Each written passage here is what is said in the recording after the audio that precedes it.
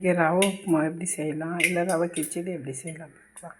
அதுக்கு தேவையான பொருள்: கேரட், பீன்ஸ், குடமிளகா, வெங்காயம், தக்காளி, பச்சை மிளகா, கறிவேப்பிலை, இஞ்சி பூண்டு பேஸ்ட்டு, பட்டை லவங்கம். இப்போ எண்ணெய் ஊற்றி கடுகு போட்டுக்கலாம். பட்டை லவங்கம் போட்டோம். இப்போ இஞ்சி பூண்டு போட்டுக்கலாம். வெங்காயம், பச்சை மிளகா, கறிவேப்பிலை, வெங்காயம்,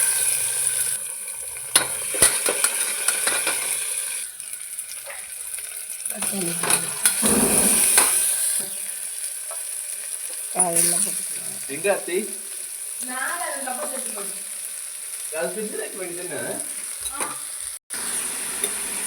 கொஞ்சமாக சால்ட் போட்டுக்கலாம்.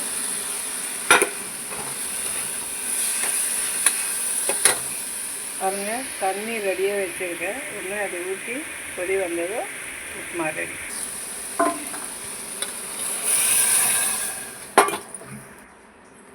இப்போ ரவை போட்டு துவைக்கலாம்.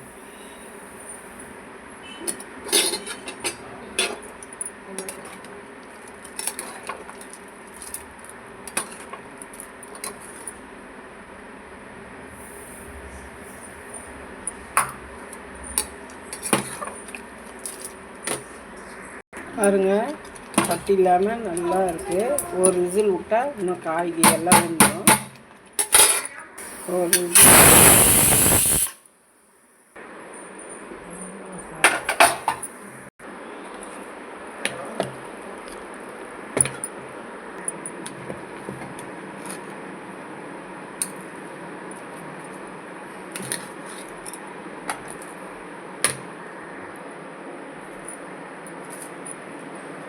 நல்லா கொல கொலன்னு இருக்கு பாருங்கள்.